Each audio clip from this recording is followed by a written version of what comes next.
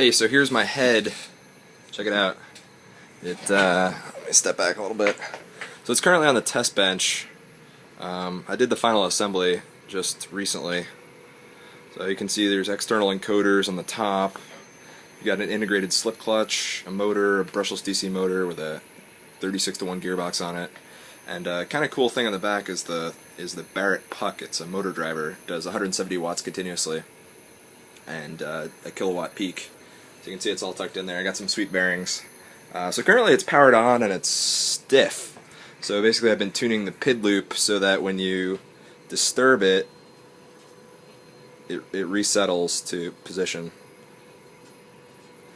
So currently I have the, so you know we have a slip clutch on the top, but I currently have the torque set on the slip clutch so that basically the gearbox back drives before the clutch slips, and we can adjust that later. So it's running off a 48-volt supply, and it's on CAN bus, which is kind of cool. It's a 2-wire bus. It's kind of nice. Ooh, and we can see the sweet plots. So here I'll disturb it. The top graph is the torque applied to the top, and the bottom one is the torque applied to the bottom.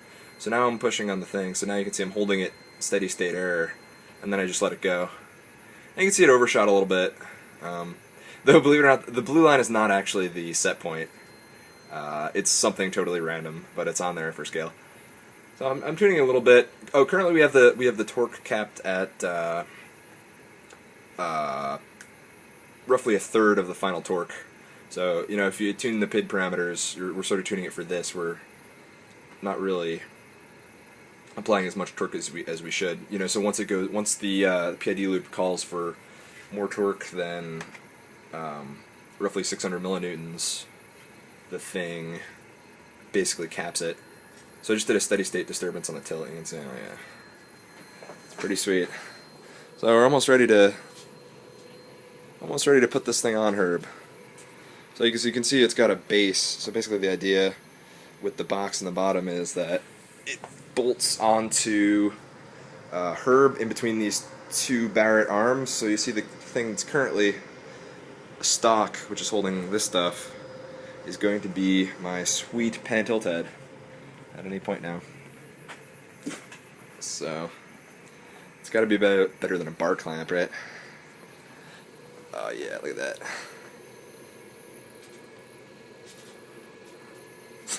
that.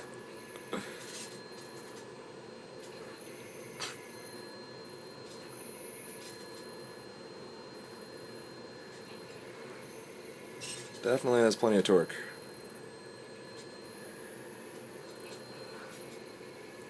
Even with this giant freaking camera on it. This thing's a freaking monster.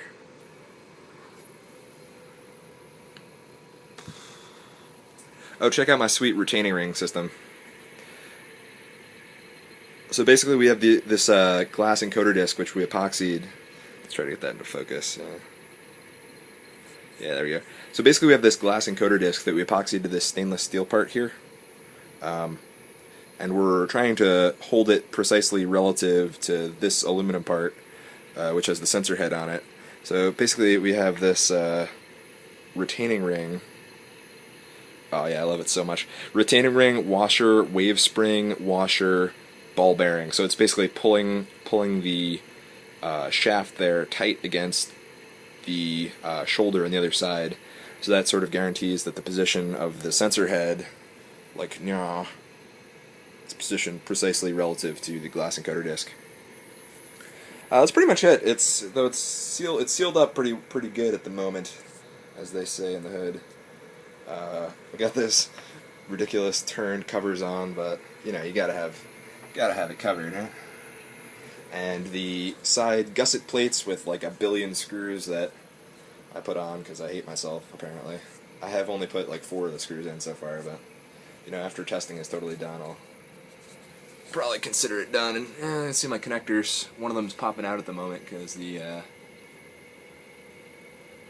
stupid pecan thing doesn't have. It has the female sockets on there, not the male. So that's annoying. But that's not the final. That's just an adapter for testing.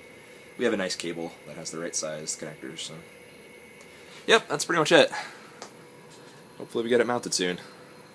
Oh, I like that. That's pretty fun.